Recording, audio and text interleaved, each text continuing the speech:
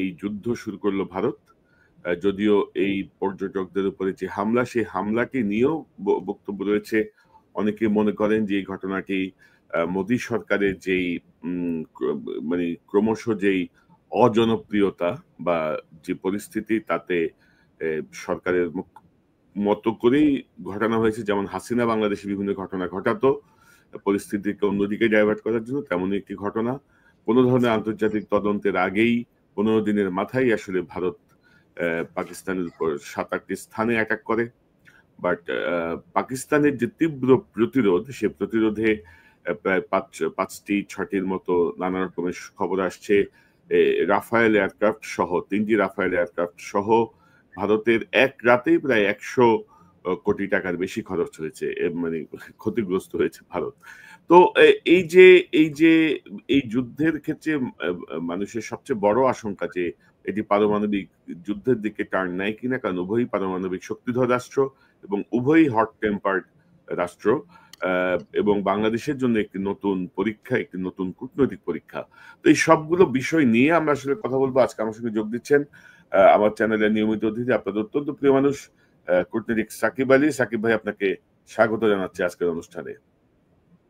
ধন্যবাদ আপনাকে, ধন্যবাদ জানাচ্ছি আপনার অনুষ্ঠানে আমন্ত্রণ জানানোর জন্য।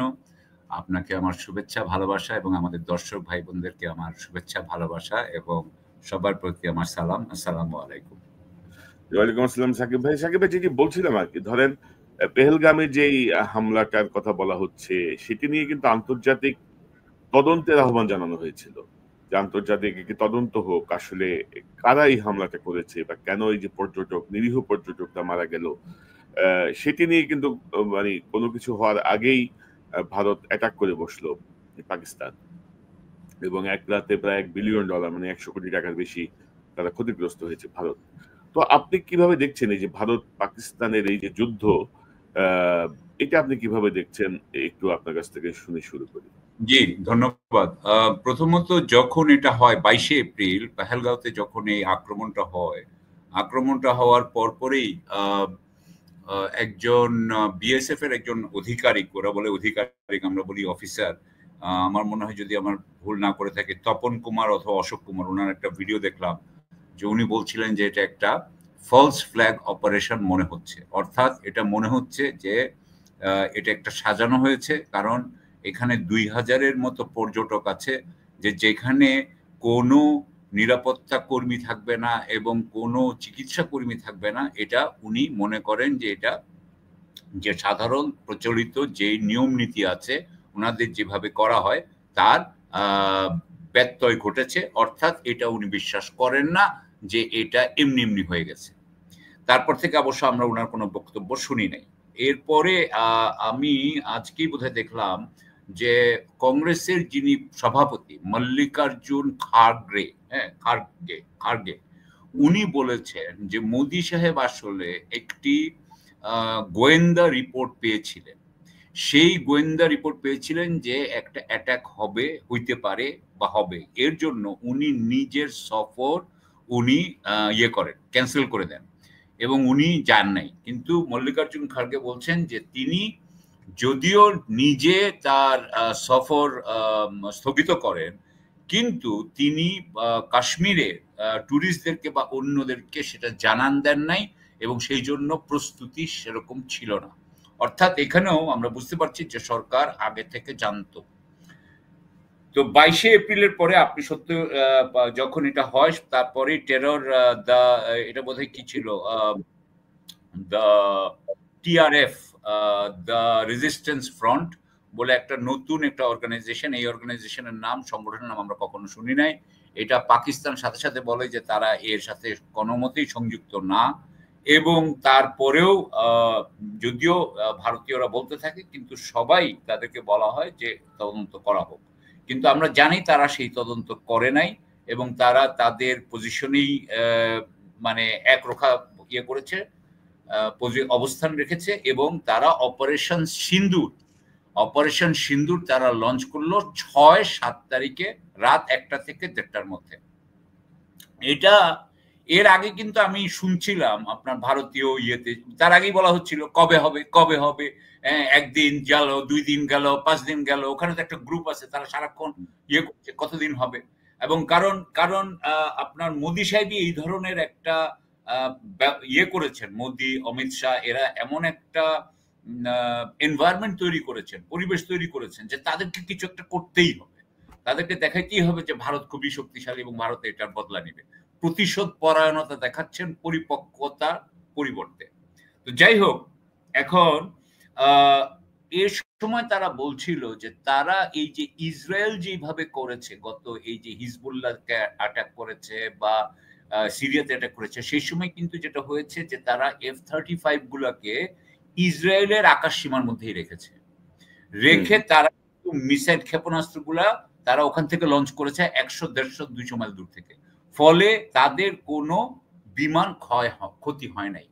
এরা তখন চিন্তা করছিল যে পুলওয়ামার কারণে, যে আপনার মনে আছে যে পুলওয়ামা 2019 সালে যেটা হয়, সেই সময় তারা একটা প্লেন হারিয়েছিল এবং সেটা নিয়ে ভারতের একটা বিরাট অপমান হয়, তাদের পাইলট ওদের হাতে ধরা পড়ে, যাকে পরে ভারতের কাছে ফিরিয়ে দেওয়া হয়।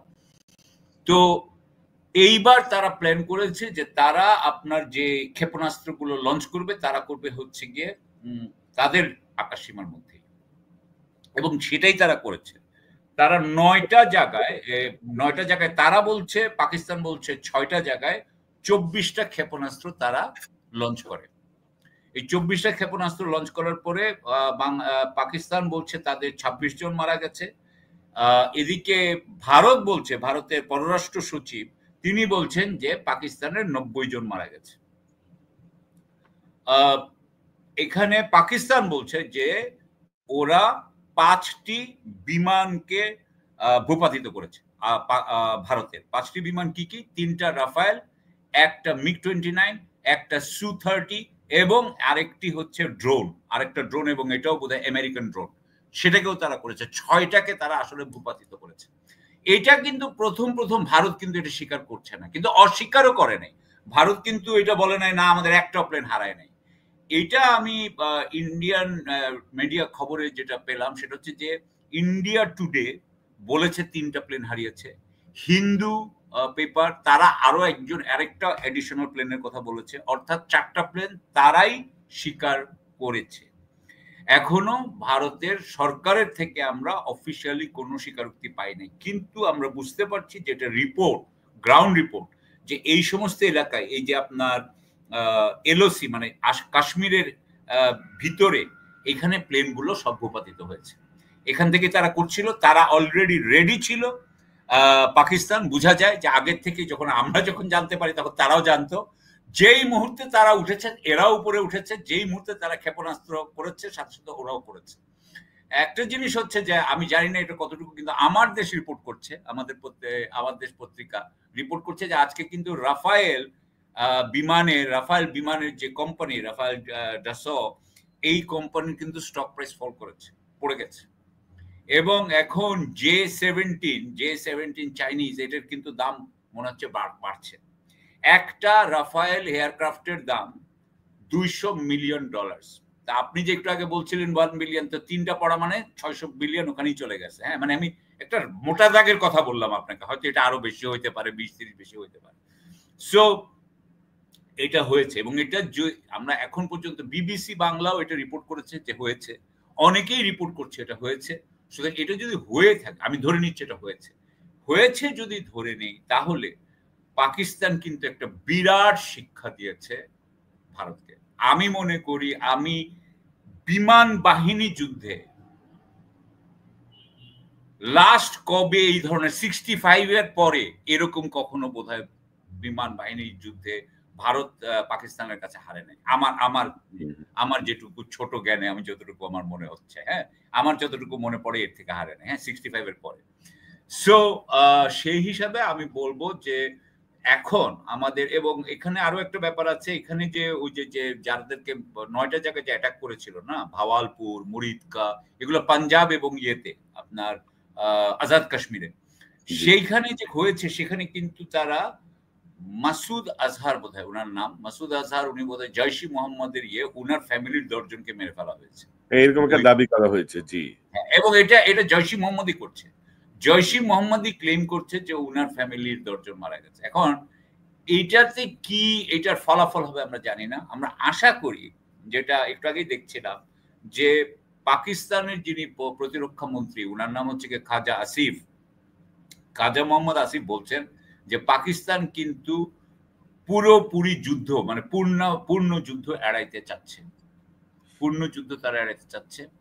এবং আমরা আশা করব যে এরপরে আর মানে ভারত এরপরে আর কোনো আঘাত করবে না বা কোনো একটা করবে না। ইতিমধ্যে যদিও আপনার শাহবাজ শরীফ, ওদের যে সিকিউরিটি কমিটি, সেটা আর্মিকে ফুল স্বাধীনতা দিয়েছে, যেটা ভারতও দিয়েছে। এটা বোধহয় এটা একটা বোধহয় না, এটা একটা ফর্মালিটি, যে তাদের পূর্ণ স্বাধীনতা আছে, তারা যা করতে চায় দেশকে রক্ষা করার জন্য তারা করবে। কিন্তু আমি আশা করব যে পাকিস্তান থেকে আর কোনো অ্যাকশন এখন আপাতত হবে না। আমি আশা করি যে এটা এসকেলেট করবে না, কারণ একটা জিনিস আমাদের মনে রাখতে হবে, ভারত যেটাই করেছে, ভারত কিন্তু তখন বলেছিল যে আমরা কিন্তু এটাকে এটা এসকেলেট করতে চাচ্ছি না, এটাকে বাড়াইতে চাচ্ছি না। তারাও যদি বাড়াইতে না চায়, পাকিস্তান যদি এটা এড়াইতে চায় ফুল ফ্লেজেড যুদ্ধ, তাহলে আমার মনে হয়, আমি আশা করব যে দুইজনই আস্তে করে একটু নিজেদেরকে টেনে নিবে। তবে সাকিব ভাই, ধরেন সামরিক যে শক্তির যে পরিসংখ্যান আমরা দেখি, সেই পরিসংখ্যান আমি বিবিসি বাংলা রিপোর্টে দেখছিলাম, তাদের একটি চমৎকার পরিসংখ্যান তারা দিয়েছে, যে পরিসংখ্যান অনুযায়ী আপনার 10 বছরের পরে তো আপনার অনেক কিছু ফোরকাস্ট করা বা ভবিষ্যৎবাণী করা কঠিন হয়ে যায়। তো যাই হোক, আমার মনে হয় যে এখানে আপনি যে কথাটা বলেছেন, হট হেডেড কয়েকবার বলেছেন, আমি আপনার সাথে এই ব্যাপারে একমত। হ্যাঁ, যে দেখেন যে দুইটাই তো নর্থ ইন্ডিয়ান, তো নর্থ ইন্ডিয়ার মানুষদের একটু টেম্পারামেন্ট সমস্যা থাকে। তবে এখন পর্যন্ত আমরা যেটা জানি যে প্রতিটা পারমাণবিক শক্তির কিছু প্রোটোকল মানতে হয়, এবং তাদের আপনার কমান্ড এন্ড কন্ট্রোল সিস্টেম, অর্থাৎ কে অর্ডার দিতে পারবে, কিভাবে এটা লঞ্চ করা হবে, এইসব ব্যাপারে কিন্তু অনেকগুলো আপনার একজন ইচ্ছা করলেই পারে না, একজন ইচ্ছা করলেই পারবে না। সুতরাং এটা অনেককে এটাতে এগ্রি করতে হয়। তো আমি সেই হিসাবে বলছি যে, এবং আন্তর্জাতিক প্রত্যেকটা দেশই কিন্তু সবাইকে, ওদেরকে বলা হয়েছে, পাকিস্তান এবং ইন্ডিয়াকে, যাতে এটাকে বাড়ানো না হয়, এটা যাতে পারমাণবিক যুদ্ধের দিকে না যায়। আমি সেই হিসাবে বলবো যে এই যুদ্ধগুলা আসলে, ধরেন আমরা যদি কথা ধরি, মোদী সাহেবের কথা ধরি, উনার জন্য উনার ইকোনমিক হয়তো পারফরমেন্স ভালো না, উনার হয়তো অন্যান্য অভ্যন্তরীণ সমস্যা আছে, সেখান থেকে মানুষের মনোযোগ যদি আপনি অন্যদিকে সরাইতে চান, তাহলে এই ধরনের কাজ আপনাকে কিন্তু অনেক, আপনার জন্য লাভজনক এই ধরনের। কিন্তু এটা আবার একটা লেভেল ক্রস করলে কিন্তু আবার আপনার জন্য লাভজনক না। মানে আমি আপনাকে কি বুঝাইতে পারছিলাম যে এটা একটু ছোটর মধ্যে থাকলেই ভালো হয়। সেই জন্য আমি বলতে চাই যে এটা পারমাণবিক যুদ্ধে পুরোপুরি, যেখানে আপনি দেখালেন যে 12.5 কোটি লোক মারা যাবে, এটা আনবিলিভেবল এটা ব্যবস্থা, এই দিকে আমরা যাব বলে আমি মনে করি না। অ্যাকচুয়ালি আমি এটাও মনে করি না যে আমরা পূর্ণাঙ্গ যুদ্ধ, পাকিস্তান এবং ভারতের পূর্ণাঙ্গ যুদ্ধ হবে, কারণ দুটি পারমাণবিক শক্তির কিন্তু কখনো পূর্ণাঙ্গ যুদ্ধ হয় না, কনভেনশনাল ওয়ারও হয় না। আপনি দেখবেন যে কখনোই দুটো পারমাণবিক শক্তি একটার সাথে যুদ্ধ করে না। ইউএসএ যত যাওকেই অ্যাটাক করেছে, কখনোই কিন্তু নর্থ কোরিয়াকে অ্যাটাক করার কথা চিন্তাও করেনি। ইরানকেও কিন্তু অ্যাটাক করার কথা চিন্তা করে, এখনো যদিও ইরানেরটা এখনো রেডি, মানে ওরা বলে নাই যে আমরা নিউক্লিয়ার পাওয়ার, কিন্তু তারপরেও তাদেরকে এখনো অ্যাটাক করতে সে ভয় পাচ্ছে বা করছে না। সুতরাং আমি মনে করি যে এই সমস্ত ব্যাপারে এইগুলো হচ্ছে গিয়ে ব্রাভাডো, মানে এগুলো বেশি রেটরিক, এটা আসলে কোনো মতেই এই যুদ্ধের দিকে যাবে বলে আমি মনে করি না, আমি মনে করি না। এবং আরো একটা জিনিস আপনাকে বলার দরকার এখানে, সেটা হচ্ছে যে যুদ্ধ একটা অত্যন্ত অত্যন্ত আপনার ব্যয়সাধ্য জিনিস। আপনাকে প্রচুর গোলা বারুদ কিনতে হবে, আপনার গোলা বারুদ তখন যেতে থাকবে, আপনার ইকুইপমেন্ট ধ্বংস হয়ে যাবে, আপনার ট্যাঙ্ক গুলো ধ্বংস হয়ে যাবে, আপনার প্লেন গুলো, এই যে আপনি যে বললেন 1 রাতের মধ্যে $1 বিলিয়ন শেষ। এখন এইভাবে কি এই দুটো দেশ, আপনি জানেন যে পাকিস্তানের অবস্থা খুবই খারাপ অর্থনৈতিকভাবে। তারা এখন আবার IMF এর একটা বেইল আউট বোধহয় $7 বিলিয়ন, এটা তারা 20 বার বোধহয় তাদের বেইল আউট পাইলো তারা। 20 নম্বর বোধহয় বেইল আউট তারা নিচ্ছে এখন। আপনি জানেন যে ইন্ডিয়ার অবস্থা খুব একটা ভালো না, ইন্ডিয়ার অবস্থাও ভালো না অর্থনৈতিকভাবে। সুতরাং এই দুটো দেশ আসলে অর্থনৈতিকভাবে দে ক্যানট অ্যাফোর্ড ইট। তাদের পক্ষে এইটার ব্যয় মিটানো খুবই কঠিন হবে বলে আপনি দেখলেন যে পাকিস্তানের প্রতিরক্ষা মন্ত্রী অলরেডি বলেছেন যে ওনারা পূর্ণাঙ্গ যুদ্ধে এড়িয়ে যাচ্ছেন। আমার মনে হয় যে ইন্ডিয়াও যদি ইয়ে হয় যে তারাও এটা করবে বলে আমি মনে করি না। এবং তো এটাই আসলে আমারও তাই ধারণা, কারণ এক রাতে যদি 100 কোটি টাকার লস হয়, তো কয় রাতের যুদ্ধে আপনি কয়শো কোটি লস করবেন আর কি, এটা হচ্ছে বক্তব্য। তো পাকিস্তানের ফাইন্যান্সিয়াল কন্ডিশন, ইন্ডিয়ার কন্ডিশন দুইটাই খুবই নাজুক। আর বর্তমানে বৈশ্বিক যে পরিস্থিতি, সেই পরিস্থিতিতে আসলে তারা এই জাতীয় অ্যাটেম্প্ট নেবে বলে আমার মনে হয় না, কিন্তু তারপরে ধরেন আশঙ্কা তো থাকেই। আরো একটা জিনিস আছে, সরি আমি একটু করে ঢুকতেছি, কারণ মাথায় ঢুকতেছে আসতেছে, আর আমি তখন আপনার একটু করে সাপ্লাই দিচ্ছি, আপনাকে একটু সাপ্লাই দিচ্ছি। সেটা হইলো কি যে এই ইন্ডিয়ান যারা জেনারেল, যারা রিটায়ার করছে, তারা বলতেছে 2003 সালে ভারতের সেনাবাহিনী আপনার যতখানি পাকিস্তানের থেকে এগিয়ে ছিল, এখন কিন্তু তারা কিন্তু সেই অবস্থায় নাই। পাকিস্তান মানে তার চীনের সাথে সহযোগিতা করে সে এতখানি আগায় আছে যে ওই ইয়ে বলছিল যে কোন জায়গায় ভারত এতখানি প্রযুক্তিতে পাকিস্তান থেকে আগায় নাই যে যেখানে তারা পাকিস্তানকে ডমিনেট করতে পারে, পাকিস্তানের উপর আধিপত্য করতে পারে। এবং পাকিস্তান যদি ধরে নেওয়া হয় যে যেই সন্ত্রাসী কাজগুলো হচ্ছিল সেগুলো পাকিস্তান সেনাবাহিনী সরকারের মদতে হচ্ছে, তাদের ইয়েতে হচ্ছে, সমর্থনে হচ্ছে, তাহলে ওরা বলছিল যে ভারত আসলে তেমন কিছুই করতে পারবে না পাকিস্তানের বিরুদ্ধে। একমাত্র যেটা করতে পারে হচ্ছে যে সমস্ত জায়গায় সৈন্যবাহিনী দিয়া তারা ল্যান্ড, কিন্তু সেটা করেও তারা আগাইতে পারবে বলে আমি মনে করি না। আপনি একটা জিনিস খেয়াল করেন, সেটা হলো যে আমরা যেটা দেখছি যে একদিকে হচ্ছে J-17 চীনের, আরেক দিকে হচ্ছে রাফায়েল। এখন দেখা যাচ্ছে J-17 গুলো সবগুলো ঠিকমতো কাজ করছে, রাফায়েল পড়ে গেছে 3টা। অর্থাৎ J-17 কিন্তু মাচ মোর ইফেক্টিভ এয়ারক্রাফট দেন রাফায়েল। তার মানে Chinese aircraft is much more. তাদের আপনি দেখতে পাচ্ছেন যে চায়না ইজ কম্পিটিং, চায়না প্রতিদ্বন্দ্বিতা করছে ইউএস এর জন্য। তারা রেডি হচ্ছে তাইওয়ান দখল করার জন্য। তারা জানে যে যাতে এমন একটা অবস্থা করতে চায় যে যাতে আমেরিকা তাদেরকে প্রতিরোধ করার চিন্তাই না করে, তারা এইভাবে আগাইতেছে আর কি, আমি যেভাবে বুঝি আর কি। সেইটার অনেক কিছু কিন্তু তারা পাকিস্তানের সাথে শেয়ার করে। পাকিস্তান কিন্তু অনেকগুলো জিনিস ব্যবহার করছে এবং এটার কিন্তু একটা টেস্টিং হচ্ছে। আমি মনে করি সেই দিক দিয়েও এটাও একটা রিজন যে ভারতের সেই ধরনের ডমিনেন্স নাই প্রযুক্তিগতভাবে যে তারা পাকিস্তানের সাথে এখন যুদ্ধ করতে পারে ফুল ফ্লেজড।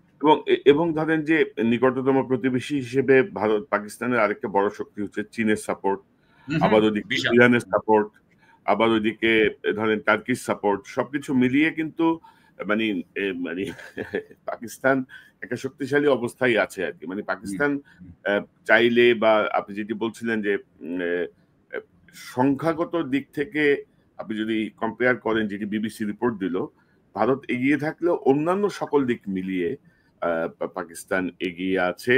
এবং এটি নিয়ে আমরা বিশ্বের যে প্রতিক্রিয়া দেখছি, ট্রাম্পের প্রতিক্রিয়ার কথা তো আমি বললাম, তিনি লজ্জাজনক বলেছেন। পৃথিবীর সকল বড় বড় রাষ্ট্রই উদ্বেগ প্রকাশ করেছে, সমঝোতার আহ্বান জানিয়েছে। বাংলাদেশের নিরাপত্তা উপদেষ্টাও এই ব্যাপারে এই জাতীয় বক্তব্য দিয়েছেন, সমঝোতার কথা বা ইয়ে কথা। তো এখন ধরেন যে পাকিস্তানের সাথে ধরেন প্রায় 16-17 বছর পরে বাংলাদেশে নতুন করে একটা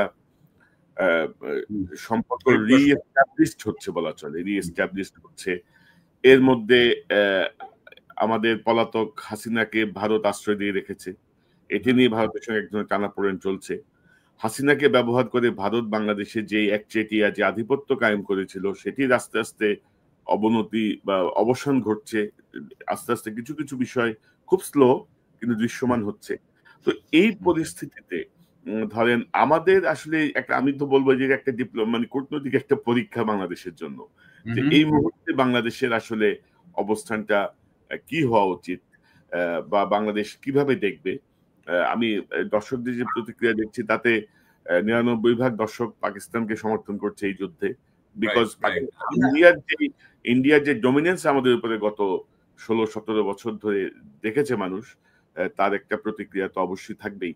তো আপনি কি দেখেন আমাদের কূটনৈতিক অবস্থানটা কি আমি হবে বা দেখি আমাদের কয়েকটা জিনিস ভাই। জি। প্রথম কথা হচ্ছে আমরা সন্ত্রাসবাদে মানে করি, তাই না? নিন্দা করি, হ্যাঁ? আমরা অবশ্যই। কিন্তু ওই নিষ্ঠুর হত্যাকাণ্ডের নিন্দা করি। ২ হচ্ছে গিয়ে আমরা চাই এটার তদন্ত হবে। আ নিরপেক্ষ তদন্ত, এবং নিরপেক্ষ তদন্ত অনুযায়ী যে এইটার দোষী হয় তার শাস্তি হওয়া উচিত। আর তৃতীয়, আমরা চাই যে এই ব্যাপারে আ ভারত এবং পাকিস্তান আ একটা আপনার আলোচনায় বসবে, নেগোশিয়েট করবে। পানি নিয়ে এবং অন্যান্য ব্যাপার নিয়ে তাদের কিন্তু কোনো সংঘাতে জড়িয়ে পড়া উচিত না।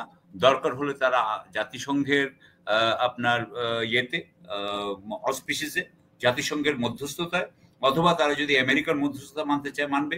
কারো মধ্যস্থতা মানতে চাইলেও তাদেরকে এটা বসা দরকার বলে আমরা চাই, যে তারা বসুক, একসাথে বসে তারা সংঘাতগুলো সলভ করে ফেলুক, সমাধান করে ফেলুক। কারণ আমরা দক্ষিণ এশিয়াতে বিশেষ করে দুটো সবচাইতে বড় সামরিক শক্তির মধ্যে যুদ্ধ দেখতে চাই না। এটা আমাদের অর্থনৈতিক, আমাদের দেশের মানুষের স্বার্থের পরিপন্থী। এইটা হচ্ছে আমার ব্যক্তিগতভাবে হলো, এটা হচ্ছে বাংলাদেশের পজিশন। আর বাংলাদেশকে যদি কিছু কেউ চায়, বাংলাদেশ থেকে কোনো হেল্প চায়, আমরা সেই হেল্প করতে রাজি আছি। কিন্তু ধরেন বাংলাদেশ কিন্তু ধরেন এমনিতে আরেকটা জটিল পরিস্থিতির মধ্যে আছে, আপনি জানেন যে মিয়ানমার কেন্দ্রিক করিডোর ইস্যু নিয়ে ধরেন অলরেডি ভারত কিন্তু আবার এটার বিপক্ষে, এই করিডোরের বিপক্ষে। তো আমেরিকা এটার পক্ষে, আবার চীনের অবস্থানটা এখন স্পষ্ট না। বাংলাদেশ বলছে যে তারা নীতিগতভাবে সম্মত, পররাষ্ট্র উপদেষ্টা বলছেন যে তারা সম্মত, আবার প্রেস সেক্রেটারি আবার এটাকে একটু ঘুরিয়ে বলছেন, নিরাপত্তা উপদেষ্টা আবার তার মতো করে বলছেন। তো অর্থাৎ বাংলাদেশ কিন্তু আরেক জটিলতার মধ্যে আছে। এবং আরেক জটিলতা। জি, এখন আমি আপনার কাছে অ্যাকচুয়ালি একসাথে ২ টা প্রশ্ন একটু উত্থাপন করে রাখি। আপনি ২ টার যদি উত্তর দেন। একটা হচ্ছে যে এই করিডোর কেন্দ্রিক আসলে আমাদের করণীয় কি? কারণ আমেরিকা যদি চায় বা জাতিসংঘ যদি চায়, আমাদের এই করিডোরের কিন্তু বাইরে যাওয়ার কোনো সুযোগ নাই। বিকজ আমরা শান্তিরক্ষী বাহিনী দেশ। এবং ইতিমধ্যে আমি যে আভাস পাচ্ছি বা খবরাখবর পাচ্ছি, আমাদের সেনাবাহিনী খুব সম্ভবত এই করিডোরের বিপক্ষে অবস্থান নিচ্ছে, বা তারা হয়তো বলছে যে তাদের সেই সক্ষমতা নাই যে এই মুহূর্তে করিডোর দেওয়ার মতো। তো আমাদের আসলে মানে আমাদের এই করিডোর কেন্দ্রিক অবস্থানটা কি হবে? এবং ভারত ধরেন যেভাবে অ্যাটাক করলো, ভারত যদি কালকে যদি বাংলাদেশের উপর এরকম অ্যাটাক করে, সেক্ষেত্রে আসলে আমাদের অবস্থা তো খুবই সঙ্গীন। মানে গত ১৬-১৭ বছরে আসলে আমাদের আর্ম ফোর্সেস কে একেবারে পঙ্গু করে দেওয়া হয়েছে ভারতের প্রেসক্রিপশনে। আমাদের বর্তমান সময়ে যেই এয়ার ডিফেন্স বলে আমাদের কিছু আছে কিনা আমার সন্দেহ আছে। আমাদের অস্ত্র, নতুন আধুনিক অস্ত্র বলেন, যাই বলেন, কিছুই নাই। যাই কিছু কেনা হয়েছে সব ভারতের অনুমোদন সাপেক্ষে কেনা হয়েছে। সো এই মুহূর্তে আসলে আমাদের এই যে প্রতিরক্ষার জায়গাটায় আমরা আন্তর্জাতিকভাবে কিভাবে আমাদের একটা সুরক্ষা নিশ্চিত করতে পারি? ২ টা বিষয়, একটা করিডোর বা আমাদের এই যে প্রতিরক্ষা, আমাদের নিরাপত্তার জায়গাটায় আমাদের অবস্থানটা কি হওয়া উচিত, কি নেওয়া উচিত? প্রথমত আপনার দ্বিতীয় কোয়েশ্চেনটা আগে নেই। দ্বিতীয় কোয়েশ্চেনটা হচ্ছে আগামী ৪ বছর, তার মানে ধরেন আমাদেরকে একটা ক্যালকুলেট করতে হবে সময়, যে আমরা ৩ থেকে ৪ বছরের মধ্যে আমরা আমাদের অবস্থা ঠিক করে ফেলবো, আমাদের প্রতিরক্ষা ব্যবস্থা। তার মানে আমার ইকুইপমেন্ট আসতে হবে, আমার গোলা বারুদ আসতে হবে, আমার মিসাইল থাকতে হবে। আমাদের দেখতে হবে যে আমার যদি মিসাইল বোট থাকে তার মধ্যে মিসাইলও থাকতে হবে। দেখাবে যে মিসাইল বোট আছে কিন্তু মিসাইল নাই, তাহলে তো চলবে না। তার মানে আমার প্রত্যেকটা জিনিস সক্ষমতাটা তৈরি করতে যদি আমার ৪ বছর লাগে বা ৫ বছর লাগে, এবং এটার জন্য আমি যা বুঝি সেটা হচ্ছে যে চীনের সাথে একটা বিরাট আমাদের সহযোগিতা দরকার আছে। এই যে আমরা একটু আগে যেই J-17 এর কথা বলছিলাম, আমাদের কেন J-17 থাকবে না? J-17 কিন্তু পাকিস্তান এবং বানাইছে, পাকিস্তান এবং চীন একসাথে তারা কিন্তু J-17 বানিয়েছে। তো J-17 আমাদেরও থাকতে পারে, J-10 আমাদের থাকতে পারে। আমরা এর থেকেও বেটার ইকুইপমেন্ট নিতে পারি। প্লেন আছে ওদের। আমার মনে হয় J-30 তো অনেক পরের ব্যাপার। তারপরে হচ্ছে কি আপনার মিসাইলস এবং অন্যান্য জিনিসের ড্রোন, এগুলোর ব্যাপারে আমি মনে করি চীনের সাথে আমাদের একটা বড় সহযোগিতা হতে পারে। কারণ চীনের উপরে আমরা চীনের সাথে সেই ৭৫ সাল থেকে এদের সাথেই সহযোগিতা করছি। আমি আমেরিকা যদিও আমাদেরকে অস্ত্রশস্ত্র বিক্রি করতে চায়, তবে আমি মনে করি যে আমাদের মতো গরিব দেশের জন্য আমেরিকার এই অস্ত্রশস্ত্র আমাদের দরকার নাই, বরং আমাদের চীনের সাথে এটা করা দরকার। আমি মনে করি যে আগামী ৫-৬ বছর ধরে অন্তত আমাদেরকে যে কোনো সামরিক জটিলতায় যাতে আমরা মিলিটারি কোনো কনফ্লিক্টে সংঘাতে যাতে আমরা জড়িয়ে না পড়ি, সেই পলিসি আমাদেরকে রাখতে হবে। এটা হচ্ছে আপনার এই দ্বিতীয় কোশ্চেন, যে আমরা কিন্তু যতদিন না আমাদের প্রতিরক্ষা বাহিনী ঠিক হচ্ছে ততক্ষণ কিন্তু আমরা কখনোই কোনো সংঘাতে জড়িয়ে পড়তে পারি না। এখানে আপনার যারা এই সামরিক বাহিনীর জেনারেল আছে হাসিনার সময়, তারা অনেকেই কিন্তু যুদ্ধ করতেও রাজি না। হাসিনা ওই ধরনের একটা আর্মি বানাতে চাচ্ছিল যে যেই আর্মিটা আসলে একটা মাফিয়া সরকারকে খালি সাপোর্ট দিয়ে রাখবে, তাকে জীবনে কোনোদিন যুদ্ধ করতে হবে না, এই ধরনের। সে কিন্তু প্রফেশনাল, আমি মনে করি, আমি আমি বলতে পারি, আমি কোনো পার্সোনালি এক একজনকে বলে বলছি না, বাট জেনারেলি উনি কিন্তু একটা যুদ্ধমদেহী আর্মি বানাইতে চায় নাই, একটা ডিসিপ্লিন ফাইটিং ফোর্স, হ্যাঁ, অপারেশনাল আর্মি উনি বানাতে চায় না। এটা আপনি জানেন, অনেকেই আপনাকে এটা বলেছে, আমি এটা প্রথম বলছি না। সুতরাং এটাকে করতে আপনার যে সময় লাগবে, সেটার জন্য পার্সোনাল চেঞ্জ বলেন, ফিলসফি চেঞ্জ বলেন, আপনার ট্রেনিং চেঞ্জ বলেন, আপনার ইকুইপমেন্টের কথা বলেন, সবকিছু মিলিয়ে যে সময়টা লাগে, সেই সময় আমরা কোনো সংঘাতে জড়াতে পারি না। এটা হচ্ছে আমার প্রথম কথা। দ্বিতীয় কথা হচ্ছে যে, এবং এটার সাথে নেভি জড়িত, এটার সাথে বিমান বাহিনী জড়িত। আপনি আমাকে বলছিলেন একটু আগে যে বিমান বাহিনীর সবগুলো প্লেন সচল নাই, হয়তো খুব হাতে গোনা কয়েকটা প্লেনই সচল আছে আপনার খবর মতে। সুতরাং এগুলো আমাদের ঠিক করতে হবে। দ্বিতীয়ত হচ্ছে যে, এবার আসি আমরা করিডোরে। করিডোরের ব্যাপারটা হচ্ছে যে, যদি আমাদেরকে যুক্তরাষ্ট্র বলে একটা কিছু, তারা প্রস্তাব করে, আমি মনে করি না যে বাংলাদেশের সেই অবস্থা আছে যে তারা সেই প্রস্তাবটাকে ফেলে দিতে পারে। প্রস্তাবটাকে আমাদের পূর্ণ ইয়ে দেওয়া দরকার, আপনার কনসিডারেশন দিতে হবে। আমি কিন্তু বহু বছর আগে থেকেই, হ্যাঁ, যখন কেউই এটার পক্ষে ছিল না, আমি কিন্তু রোহিঙ্গাদেরকে প্রেরণের জন্য আমি বলতাম যে তাদেরকে প্রশিক্ষণ দিতে হবে। কি প্রশিক্ষণ দিতে হবে এটা বলতাম না, কিন্তু আপনার চ্যানেলে আমি বলেছি। হ্যাঁ, আমি এটা আজকে থেকে ৩-৪ বছর আগে, এই আজকে তৌহিদ হোসেন সাহেব এবং আমি একটা দীপ্ত টিভি বা কোথাও ছিলাম, সেই দিন রোহিঙ্গা নিয়ে কথা হয়েছিল। উনি কিন্তু তখন বলছিলেন নেগোসিয়েশনের কথা, আমি কিন্তু তখনই বলছি যে না, নেগোসিয়েশন হবে না। কারণ কার সাথে নেগোসিয়েশন করবে? আপনি নেগোসিয়েশন করতে হলেও, আপনার নেগোশিয়েটিং পজিশনে আসতে হলেও আপনাকে শক্তি দেখাতে হবে। আমার যেটা ইয়ে ছিল সেটা হচ্ছে যে, যেরকম ধরেন মুক্তিযোদ্ধাদেরকে ভারত করেছিল, আমরা এখানে এদেরকে প্রশিক্ষণ দিতাম, তারপরে রোহিঙ্গারা চলে যেত মিয়ানমারের, মানে রাখাইন এরিয়া, আরাকানের মধ্যে। এটা ছিল আমার চিন্তা। সেখানে কি হইতো, আমরা প্লজিবল ডিনায়াবিলিটি বলে, মানে আমরা অস্বীকার করতাম, আমরা বলতাম আমরা এগুলো কিছু জানি না, এটা আমরা বলতাম। আমরা এমন ভাবে করতাম যে আমাদের এলাকাতেও তারা ট্রেনিং নিচ্ছে না ওই বন্ধুকে। যদি সে ছবি তুলে দিত, আমি কইতাম এটা তো আমাদের এলাকা না, দেখা যায় ওর এলাকায় করছে এটা, বুঝছেন? আমি এইরকম ভাবে আমি চেষ্টা চাইছিলাম, কিন্তু সেটা না করে যেটা হলো সেটা হচ্ছে এই যে আপনার অ্যান্টোনিও গুটেরেসের ভিজিট হইলো বোধহয় মার্চে হওয়ার পরে এপ্রিলের ৮ তারিখে, আপনি আমাকে বলেছেন, আমি একটু লিখে রাখলাম, এপ্রিলের ৮ তারিখে খলিলুর রহমান সাহেব প্রথম publicly introduce this topic, first time. এটা ডিপ্লোমেটের একটা আর্টিকেল আজকে বেরিয়েছে, দেখলাম আজকে না গতকালকে, সেখান থেকে আমি নিয়েছি। হ্যাঁ, আমি সেখান থেকে যা যা বলেছে সেখান থেকে বলছি। তিনি বলতেছেন এপ্রিলের ৮ তারিখে, তিনি বলছেন যে উনাদের এই ব্যাপারে আলোচনা শুরু হয়েছে নিউ ইয়র্কে ফেব্রুয়ারির ৭ তারিখে অফিসিয়ালদের সাথে, অ্যান্টোনিও গুটেরেস সাহেবের সাথে। এটা হয়েছে ফেব্রুয়ারিতে। আচ্ছা, তারপর তো উনি মার্চে আসার পরে এপ্রিলে উনি এটা বলছেন যেটা হয়েছে। তারপরে বলছেন যে প্রিলিমিনারি টকস, প্রাথমিক যে সমস্ত আলোচনা আরাকান আর্মি, আন্তর্জাতিক সংস্থা এবং মিয়ানমার গভর্নমেন্টের সাথে প্রাথমিক আলোচনা হয়ে গেছে, এটা উনি বললেন। এপ্রিলের ২৭ তারিখে তৌহিদ হোসেন সাহেব বললেন যে বাংলাদেশ নীতিগতভাবে এগ্রি করছে, নীতিগতভাবে সম্মত হয়েছে করিডোর দেওয়ার জন্য। কিন্তু তার 2 দিন পরে এপ্রিলের 29 তারিখে শফিকুল আলম সাহেব বললেন যে না আমরা এরকম কোনো সম্মতি দেই নাই, আমরা কোনো চুক্তিতে ইয়ে করিনি। তাহলে আমরা সবাই কিন্তু কনফিউজ হয়ে গেলাম এটা কি হচ্ছে। এর মধ্যে আবার শুরু করলো, এবং আপনি জানেন যে এর মধ্যে যেটা হইলো, যখন এগুলো শোনা গেল তখন কিন্তু সাথে সাথে বিএনপি এটার কিন্তু চরম বিরোধিতা করলো। বিএনপি বললো যে এটা নির্বাচিত সরকার, আমার যতদূর মনে পড়ে তারেক রহমান সাহেব বোধহয় বলেছেন যে নির্বাচিত সরকার ছাড়া এটা অন্য কেউ করতে পারে না। স্বাভাবিকভাবেই তিনি বলবেন, এটা খুবই স্বাভাবিক। এবং তারা বলছিলেন যে আমরা কিন্তু কোনো আপনার ভূ কৌশলগত আর কি, জিও পলিটিক্যাল, ভূ রাজনৈতিক এই ধরনের জটিলতার মধ্যে আমরা যাতে আটকায় না যাই, যেগুলো আমাদের জন্য নিরাপত্তার হুমকি হইতে পারে।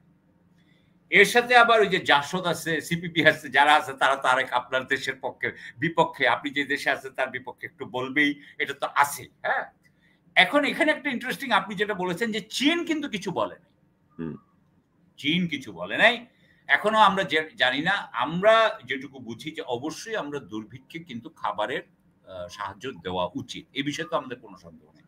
কিন্তু আমি যেটা ভাবছিলাম, ভয় পাচ্ছিলাম, ইন্ডিয়ানরা বলছিল যে আমাদের এখানে 3টা ডিভিশন তৈরি হয়েছে, 3টা ডিভিশন, যে এই একটা করিডোর মানে তো একটা রাস্তা, সেই রাস্তাটাকে তো নিরাপত্তা দিতে হবে ভাই।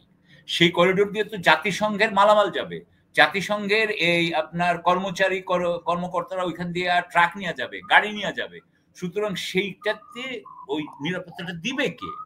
তো বাংলাদেশের নিরাপত্তা তো অবশ্যই বাংলাদেশ দিবে, কিন্তু রাখাইন এলাকায় যেটা, অর্থাৎ বাংলাদেশ বর্ডার থেকে ওই যে আপনার যেখানে ওই গুদামগুলা হবে, যেখান থেকে খাবারগুলা বিতরণ হবে, সেইখান পর্যন্ত নিবে কে? আমাদের কথা ছিল যে সেইখানে যদি আমাদের সৈন্যরা যায় তাহলে কিন্তু তাদেরকে আরাকান আর্মিও ওখানে একটা সশস্ত্র বাহিনী, আমাদের সৈন্যবাহিনীও কিন্তু একটা সশস্ত্র বাহিনী, 2টা সশস্ত্র বাহিনী একটা এলাকায় থাকলে ঝামেলা কিন্তু হইতেই পারে, যদি না তারা নিজেদেরকে আলাদা রাখার জন্য খুব আপনার মানে খুঁটিনাটি একদম ঠিক করা, যাতে নিয়ম নীতি না থাকলে প্রবলেম হয়। আরেকটা জিনিস হচ্ছে, যখন আপনি এগুলো করছেন সেটার মধ্যে প্রথমেই এই খাবারটা কিন্তু নিবে আরাকান আর্মি, এটা আপনি শিওর হতে পারেন, কারণ তাদের হাতে বন্দুক আছে, তো তারা কি অনাহারে থাকবে ভাই? তারা তো আগে খাবে, তারপর অন্যকে খাওয়াটা দিবে। এখন এটা কিন্তু একদিক দিয়ে কিন্তু আসলে আরাকান আর্মির যুদ্ধের যেই ক্ষমতা, সেই ক্ষমতাটাকে বাড়াচ্ছে। তারা যদি খালি খাবারও পায় তারপরেও কিন্তু তাদের সক্ষমতা আরো বাড়ছে। এই অবস্থায় সামরিক জান্তা কি ওই খাবারগুলা বা ওই এগুলা আসতে দিবে? আমরা কিন্তু এসব ব্যাপারে জানি না। আমাদেরকে কিন্তু বলেন নাই খলিল রহমান সাহেব যে না, মায়ানমার গভর্নমেন্ট রাজি হয়েছে যে সমস্ত খাবার সুন্দরভাবে যাবে, কোনো অসুবিধা নাই। কিন্তু যদি মিয়ানমার গভর্নমেন্ট ওখানে বম্বিং শুরু করে আর সেখানে যদি আমাদের সেনাবাহিনী থাকে, তাহলে কিন্তু আমরা মায়ানমার জান্তার সাথে ঝামেলায় পড়ে যাচ্ছি। ধরেন এটা আসলো চিটাগাং বন্দরে, চিটাগাং বন্দর থেকে খাবারটা যাবে ধরেন টেকনাফ থেকে, ওই যে ট্রাকগুলো টেকনাফ থেকে, যে আমরা এখনো জানি না যে কোন দিক থেকে এটা চ্যানেলটা তৈরি হবে। এখন তো ওনারা বলেন যে এটা নাকি করিডোরই হবে না, আর অ্যান্টনিও গুতেরেস সাহেব এসে বললেন করিডোর, এখন ওরা বলেন করিডোর হবে না। যাই হোক, যেই হবে, যে রাস্তাটা হবে, ওই রাস্তাটায় যখন বাংলাদেশের মধ্যে দিয়ে যাবে, এই খাবারগুলো তো আলটিমেটলি আরাকান আর্মির হাতে যাচ্ছে, এটা তো সামরিক জান্তা জানে। তাহলে এই যে রাস্তাটা, এই রাস্তাটা কি সামরিক জান্তাকে কখনো বম্বিং করতে পারে কি পারে না, এই চিন্তাও তো আমাদেরকে করতে হবে। আপনার মনে আছে যে গতবার এক সময় 25 বার তারা আকাশ সীমা লঙ্ঘন করেছিল, শেখ হাসিনা তখন বললেন আরে বড় বাচ্চা বেঁচে গেছে, যুদ্ধতে জড়িয়ে পড়তাম অলমোস্ট। হ্যাঁ, যুদ্ধতে জড়াতে হয়নি, কারণ উনি তো আমাদের বাঙালি মুসলিমকে পিটানোর জন্য রেখেছেন, উনি তার যুদ্ধ করতে চান না। হ্যাঁ, উনি ইয়েতে চান। তো এখন আমরা কি সেই হিসাবে চিটাগংকে, আমরা কি আমাদের এয়ার ডিফেন্স আছে? আমরা কি চিটাগংকে রক্ষা করতে পারবো? আমরা কি কক্সবাজারকে রক্ষা করতে পারবো? আমরা কি টেকনাফকে রক্ষা করতে পারবো? আমরা কি চট্টগ্রাম বন্দরকে রক্ষা করতে পারবো? আমাদের নেভি কি ঠিক আছে? ওদেরও কিন্তু সাবমেরিন আছে ভাই, মায়ানমার তো তারা কি এসে আমাদের এখানে আটকাবে? এইসব জিনিসপত্রগুলো আমাদের ঠিক করা দরকার। এবং আমি যেটা মনে করি, এখানে আরো একটা জিনিস ব্যাপারটা হইতেছে, আপনাকে একটা জিনিস বলি, এটা রিপোর্ট 28শে এপ্রিল ওয়াশিংটনে বার্মা পলিসি ইনস্টিটিউট সংক্রান্ত একটা কংগ্রেশনাল হিয়ারিং হয়, সেখানে ওইটার সভাপতিত্ব করে আইওয়ার সিনেটর চার্লস গ্রাসলি। উনি ওইখানে বলতেছেন যে বার্মাতে কিন্তু অনেক খ্রিস্টান আছে, ব্যাপটিস্ট 5 মিলিয়ন, বলে 5 মিলিয়ন ব্যাপটিস্টদের উপরে সামরিক জান্তা কিন্তু অনেক অত্যাচার করছে। অনেক চার্চ ভাঙছে, রোহিঙ্গাদের অনেক মসজিদ ভাঙছে। সুতরাং তাদেরকে একসাথে করো, কইরা সামরিক জনতাকে ঠেকাও। অর্থাৎ আমি যেটা বললাম ওইটাকে কিন্তু উনি একটা ধর্মীয় কালার দিচ্ছিলেন। আমি আপনার সাথে একদম আপনার দর্শকদের সাথে আমি এটা ক্লিয়ারলি ইয়ে করি। এখন এইটা যদি আমেরিকা করে তাহলে কিন্তু এইটা ভারতের বিরুদ্ধে যেতে পারে। কিভাবে? কারণ ভারতের দক্ষিণ পূর্ব এই যে সেভেন সিস্টার্স এর অনেকগুলোতেই কিন্তু খ্রিস্টান মেজরিটি, এবং এই খ্রিস্টানদের পক্ষে যদি ধরেন মিয়ানমারের খ্রিস্টান ব্যাপটিস্ট আর ওই সেভেন সিস্টার্স এর খ্রিস্টান, এই সব মিলে যদি একটা খ্রিস্টান ল্যান্ড হয় তাহলে কিন্তু সেভেন সিস্টার ভেঙে গেল। হ্যাঁ, সো এখন বাংলাদেশ এখানে কি করবে? বাংলাদেশ কি এইটাকে হেল্প করবে, নাকি বাংলাদেশ ডাইরেক্টলি এটার মধ্যে থাকবে না, ইনডাইরেক্টলি যেটুকু পারে সাহায্য করে যাবে, কারণ এটা তার ইন্টারেস্টটা হয়তো পড়ে। কিন্তু একটা জিনিস মনে হয়, এবং হয়তোবা আমি জাস্ট কথার কথা বলছি, সেটা হচ্ছে যে চীন হয়তোবা এই যে খ্রিস্টান রাষ্ট্র হওয়ার বিরোধিতা করবে না, যে তারা হয়তো ভাবলো যে না ঠিক আছে ইন্ডিয়া একটু উইক হয়ে গেল, এবং আমার তো এতে অসুবিধা নেই যতক্ষণ ধরে আমার যে পাইপলাইন সেই পাইপলাইন ঠিক থাকবে, আমার যতক্ষণ পাইপলাইন ঠিক থাকবে আমি ফাইন আছি, আই এম ফাইন। কিন্তু আরেকটা কথা আমি এখানে আপনার সাথে শেয়ার করি, সেটা হচ্ছে যে চার্লস গ্রাসলি তখন বলছিলেন যে চীনকে আমরা বঙ্গোপসাগরে আসতে দিতে চাই না, অর্থাৎ মিয়ানমারের উপর দিয়ে সে বঙ্গোপসাগরে আসবে এটা আমরা চাই না। এই কাজে যদি চীনের সাথে আমেরিকা জড়ায় পড়ে, আমরা সেখানে কিন্তু আমেরিকার সাইড নিতে পারি বলে মনে করি না।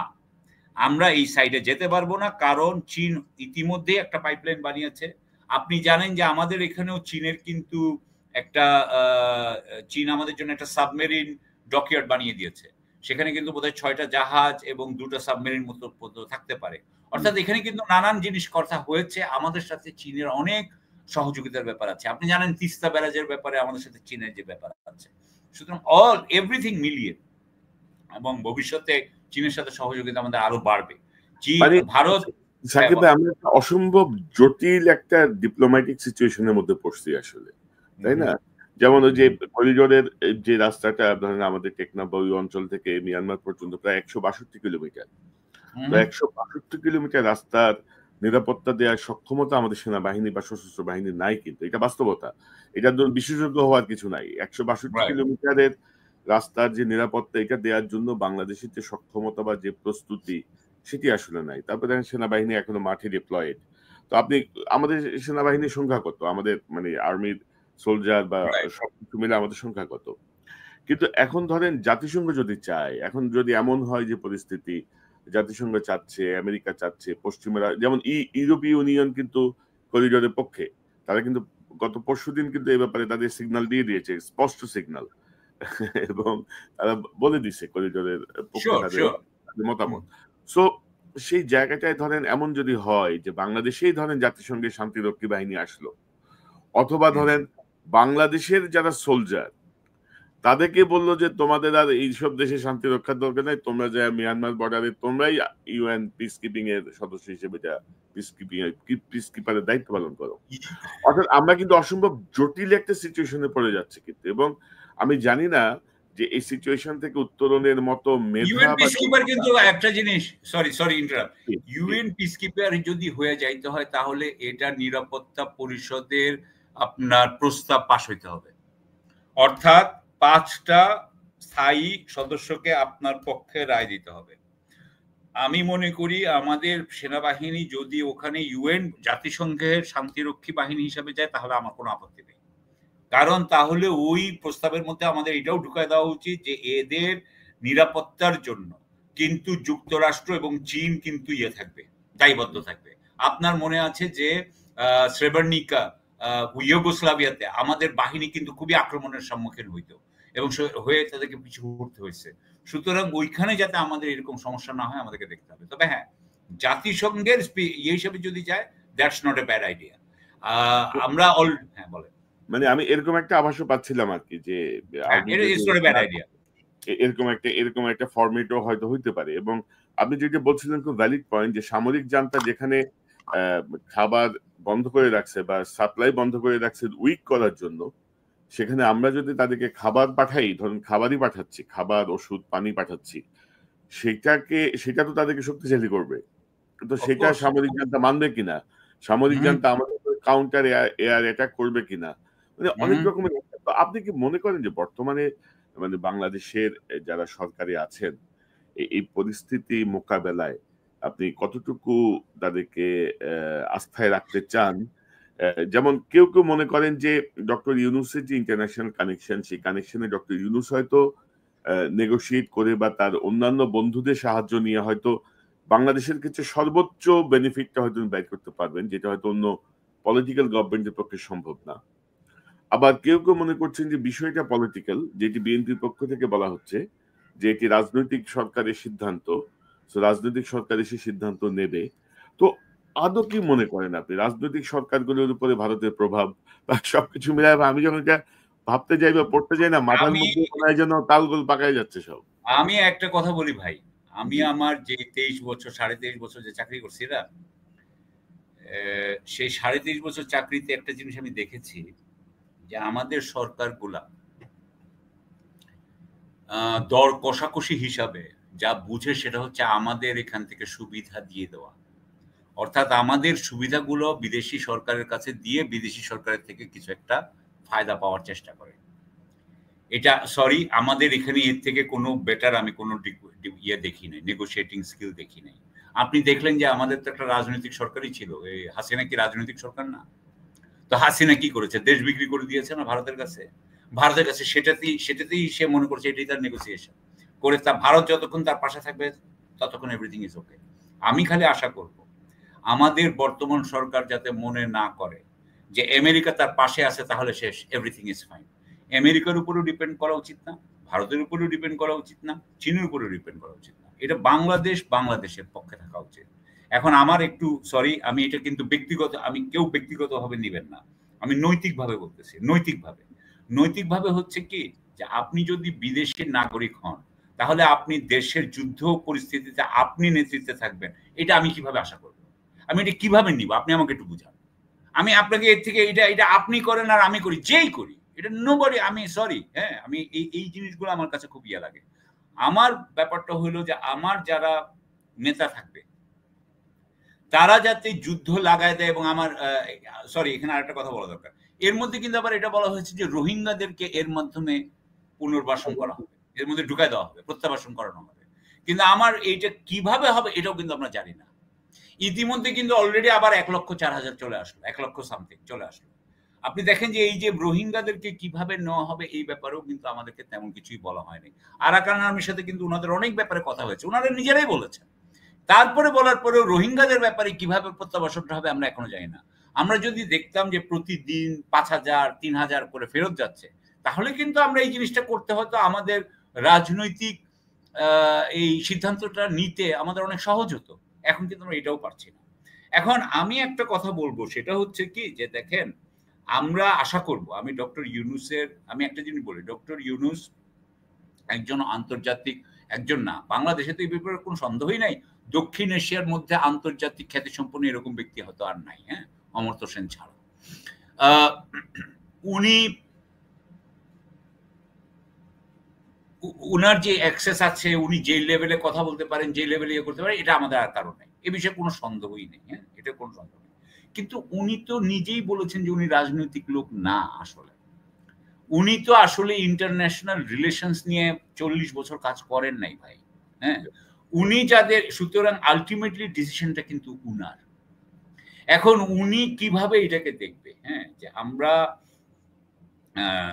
এই এই এই এই এই আমরা কি এমন ভাবে যে চীনকে না চটিয়ে, ভারতকে না চটিয়ে, সামরিক জান্তাকে না চটিয়ে, আরাকান আর্মিকে না চটিয়ে, যুক্তরাষ্ট্রকে না চটিয়ে আমরা কি কাজটা করে ফেলতে পারবো? এইটা উনি কিভাবে বলে আমি দেখতে চাই। এবং এইসব ব্যাপারে উনারা এখন পর্যন্ত, হ্যাঁ, আমাকে কিন্তু দেখাতে পারেনি। আমি বরং বলবো এই যে আপনি নানান ধরনের যে ডিপ্লোম্যাট বলেন বা যেকোনো জায়গায় বলেন, আপনি আমাকে বলছিলেন এই যেভাবে উনাদের বয়ান চেঞ্জ হয়, পরিবর্তন হয়, উনারা যে নানান সময় নানান কথা বলেন, এতেও আমার একটু আমি অস্বস্তি ফিল করছি। আমি বুঝতে পারছি না আসলে উনারা এই কাজের জন্য ক্লিয়ার পরিপক্কভাবে এগোনোর ওনাদের প্ল্যান আছে বলে মনে হয় না। তবে এখন আসলে ধরেন অন্তর্বর্তী সরকার সহ সকল রাজনৈতিক দল, পাশাপাশি ধরেন আমাদের যারা আন্তর্জাতিক রাজনীতি বা ডিপ্লোম্যাসি বা এই জায়গাগুলো এক্সপার্ট, তাদেরকে নিয়ে বসে একটা মিটিং করা উচিত। আবার ধরেন এখানে আবার ওই ব্যাপারও থাকে যে কে কতটুকু পেটের মধ্যে কথা রাখতে পারবে, কারণ রাষ্ট্রীয় গোপনীয়তা বলেও তো কিছু ব্যাপার থাকে।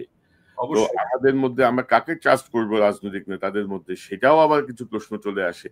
অর্থাৎ সাকিব ভাই, অত্যন্ত জটিল একটা সিচুয়েশন। আমি জানি না আল্লাহ কিভাবে আমাদেরকে উদ্ধার করবে, কারণ সিচুয়েশন ক্রমশ কিন্তু জটিলতার দিকে যাচ্ছে আর কি। তো আরো একটা জিনিস বলবো, আমি সরি আপনাকে ইন্টারাপ্ট করার জন্য। প্লিজ ভাই আপনি বলেন। আমাকে একটু ইয়ে করেন এই ব্যাপারে। আপনি আমার থেকে অনেক ভালো জানেন এই ব্যাপারে। সেটা হচ্ছে কি যে আমি ৫ই আগস্টের পর থেকে আমাদের যেটা মেইন পেট পিভ ছিল সেটা হচ্ছে যে এটার একটা শুদ্ধিকরণ হোক। হুম হুম। সেই শুদ্ধিকরণ কিন্তু হয় নাই। না, আসলে কিন্তু হয় নাই। হাসিনার অ্যাপারেটাসই কিন্তু রয়ে গেছে। এই অ্যাপারেটাসকে আমার মনে হয় নাই কখনো যে এটা বিপ্লবী অ্যাপারেটাস। এটা বিপ্লবী সরকার নয়। এটা এটা এমন না যে এইটার মধ্যে অনেক যুদ্ধ করার মতো ক্ষমতা তার আছে। তার যুদ্ধ করার মতো সে ওই ধরনের আপনার বা ফাইট করার, দেশের জন্য ফাইট করার মতো সেই দৃঢ়তা বা সেই জিনিস তারা আগে দেখেছেন বলে আমার মনে হয় না। এখানে যারা আছে সব, I am sorry with due respect, আমি এগেইন রেসপেক্ট করে বলতেছি, ইনারা সবাই ক্যারিয়ারিস্ট। ইনারা সবাই ক্যারিয়ারিস্ট ভাই। ক্যারিয়ারিস্ট দিয়ে বড় কাজ করা ডিফিকাল্ট। কেন ডিফিকাল্ট? কারণ ক্যারিয়ারিস্টরা করে কি পাওয়ারের সাইডে যায়, পাওয়ারের পক্ষে যায়।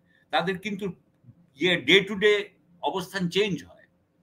তারা কিন্তু ওই ফাইটটা করার জন্য মেন্টালি জীবনে কোনোদিন তারা ওই ফাইট করে না এবং ভবিষ্যতে করবে বলে জানি না। আমি এই হিসাবে বলছি, আমার ইয়েটা হলো যে আমাদের সরকার যাতে, যদি এইরকম ক্যারিয়ারিস্ট থাকেন, যদি এইভাবেই মানে সুবিধার মধ্যে দিয়ে চলতে চান, ফাইন চলেন, কিন্তু তাহলে দেশকে এরকম জটিল জায়গায় ঢুকায় না। That's all I am saying. আর জটিল জায়গায় যদি ঢুকান, তাহলে জটিল জায়গার মধ্যে ফাইট করার মতো সেইটুকু রিজলভ নিয়ে যান যে যাতে বাংলাদেশ কখনো ত্যাগ করবেন না। শেখ হাসিনা যেমন ত্যাগ করছে আপনি করবেন না, আপনি এখানে ফাইট করে যাবেন, এরকম যাতে থাকে। That's all I M asking. না, আমি আমি আপনার সঙ্গে একমত। এবং ধরেন আমরা তো যেটা দেখছি যে জুলাই বিপ্লব বা এতগুলো জীবনহানির পরে, এতগুলো পঙ্গুত্ব বন্ধুত্বের পরে সরকার যেই যেই চেতনায় উদ্বুদ্ধ হওয়ার কথা ছিল, সেটি থেকে তারা ক্রমাগত সরে আসছে। ডক্টর ইউনূস ব্যস্ত ইন্টারন্যাশনাল অ্যাফেয়ার্স নিয়ে। ওনার যে উপদেষ্টা পরিষদ 23 জনের মধ্যে ধরেন 7 জন অ্যাক্টিভ, বাকি 15 জনই আসলে অপদার্থ কিসিমের। আপনি যতই শ্রদ্ধা রেখে বলেন, এরা অপদার্থ এবং এবং মাজায় কোনো জোর নাই। এরা অপদার্থ আর কি, অপদার্থ, প্লেন এন্ড সিম্পল। আমি অনেকবার বলছি এদেরকে কাঠ ধরে বের করে দেন। ইউনূস সাহেবের কোনো মনোযোগ নেই। এবং অনেক ইস্যু নিয়ে আমরা কথা বলছি, দেখা যাচ্ছে যে তারা অনেক কিছুই ওই হাসিনার মতো তারা ইগনোর করার চেষ্টা করছেন, ইগনোর করছেন। যেগুলো আমরা বলছি in favour of the country, তারা এটাকে পার্সোনালি নিচ্ছেন কেউ কেউ। তারা এটাকে নিজেদেরকে মানে নিজেদের তাদের সমালোচনা হিসেবে, হয়তো হাসিনার মতো হইলে মামলা ঠুকে দিত, সেটা করতে পারতেছে না, কিন্তু তারা খুব ঘাটতারামিও করছেন। তো ধরেন হাসিনার মতো ফ্যাসিস্টকে আমরা মোকাবেলা করছি, তো এইসব আমাদের কাছে আসলে এখন কিছু না আর কি সাকিব ভাই। আল্লাহর রহমতে আমরা এগুলো জানি, আমরা তামাশা দেখতেছি। বাট আমি মনে করি যে জুলাই বিপ্লবের বিপক্ষে যাওয়ার বা জুলাই বিপ্লবকে ইগনোর করে নিজেদের মতো করে কিছু করার কোনো সুযোগ নেই। সেটি ডক্টর ইউনূসেরও নাই বা কোনো রাজনৈতিক দলেরও নাই। কারণ আমরা কি ভাই কয়েক বছর পর পর আবার একই ঘটনার পুনরাবৃত্তি ঘটাইতে হবে আমাদেরকে? সেই আইনের শাসন, সেই সুশাসন, সেই স্বাধীনতা, সেই এইটা, আমি এরকম একটা সুযোগ পাওয়ার পরে তারা এটা নষ্ট করছেন। আমরা আশা করি ভবিষ্যতে আমরা এই বিষয়গুলো নিয়ে ক্রমাগত আলোচনা করব, আরো আরো আলোচনা করতে হবে। তো সাকিব ভাই, আপনাকে অসংখ্য ধন্যবাদ। আপনার শেষ যদি কোনো মন্তব্য থাকে, আপনি যেটা বলছিলেন যে মানে আপনিও নিজেই খুব চিন্তিত এই বিষয়টা নিয়ে আর কি হবে। আমি খুবই চিন্তিত। আপনার সাথে আমি একদম একমত, বুঝছেন, যে আমি চাই না আবার আমরা যেই তিমিরে ছিলাম সেই তিমিরে যাই। আবার আমি চাই না দুর্নীতিগ্রস্ত ডিসি, দুর্নীতিগ্রস্ত এসপি, এগুলো আর চাই না। আমি চাই না আবার অলিগার্কদের শাসন, আর অলিগার্করা মানে ছেলেরা এক একজনকে খুন করুক আর মেরে ফেলুক, আর এগুলো আর চাই না। কিন্তু সুতরাং এখন একটা অচল অবস্থার মধ্যে দিয়ে আমরা আসছি। আমার মনে হচ্ছে না আমরা মানে আমাদের এই সরকারকে আমাদেরকে একটা সুন্দর পথে নিতে পারবেন, সেটাও বুঝতে পারছি না।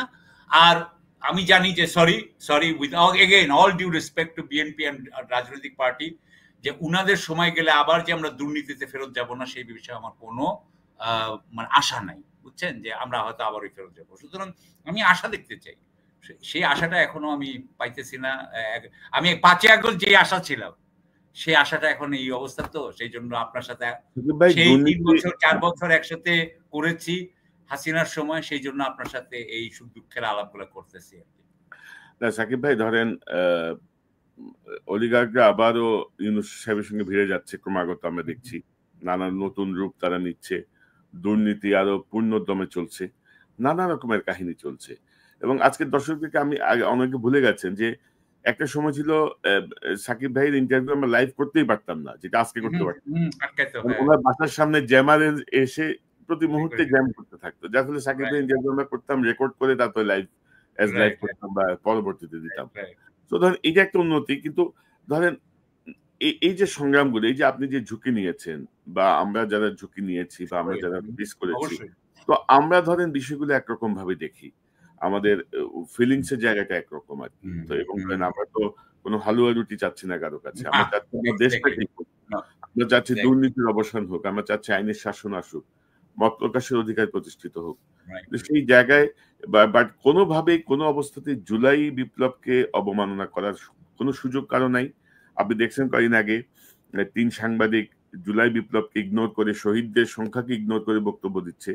তাদের চাকরি যাওয়ার পরে আবার যে হাসিনা দোসরদের একটা অংশ সাংবাদিক যারা ওই যে করলো হাসিনাকে তেল মারছে এতটা দিন, তারা আবার গণমাধ্যমের সাংবাদিক প্রশ্ন করবে কিনা, আরে বেটা তুই হিটলারের পক্ষে। আই এম সরি আজকাল আপনি জানেন আহতদের জন্য আমি যদি কোনো কারো কাছে টাকা চাই, জাকাতের টাকা দেয়, ভিখারি বানায় ফেলাইছে আজকাল। মানে বলতেছে আমি একজনকে বললাম, আমার পরিচিত বললাম যে ওর জন্য একটা টাকা ব্যবস্থা করতে পারবা, তখন আমাকে বলছে সাকিব ভাই এখন মানুষকে মানে একজন এই সরকারেরই একজন পার্সনের মেয়ে, ও আমাকে বলছে কি যে এখন মানুষকে বললে মানুষজন রাগ করে। আপনি বুঝতে পারছেন, ভুলে গেছে সবাই। আবার সাকিব ভাই এটাও ঠিক যে এনসিপি বা যারা বৈষম্য বিরোধী আন্দোলনে ছিলেন তারাও তো পথভ্রষ্ট, তারাও নানাভাবে কিন্তু বিভ্রান্ত হয়েছে, সেটি গোয়েন্দা সংস্থার মাধ্যমে হোক, আমাদের দেশের বা পার্শ্ববর্তী রাষ্ট্রের। এবং ভেরি আনফরচুনেটলি তাদের কোনো রাজনৈতিক অভিভাবক নাই তাদেরকে গাইড করার মতো। আমাদের সিনিয়র রাজনৈতিক নেতৃত্ব, যেটি দরকার ছিল একটা ভিন্ন মত তৈরি করার জন্য, এই ইয়াং এই প্রতিবাদী গ্রুপটাকে কিন্তু আমরা নার্সিং করে একটা বিকল্প শক্তি দাঁড় করাতে পারতাম, সেটি না করে আমরা কিন্তু তাদেরকে শত্রু বানিয়ে ফেলেছি। এবং তারা কিন্তু নির্দেশনাহীন থাকার কারণে এখন নানা রকমের প্রশ্নের জন্ম দিচ্ছে। তো দেখা যাক, এগুলো নিয়ে আমরা ভবিষ্যতে আবার কথা বলবো। জনাব সাকিব আলী, আপনাকে অসংখ্য ধন্যবাদ আপনার মূল্যবান সময়ের জন্য।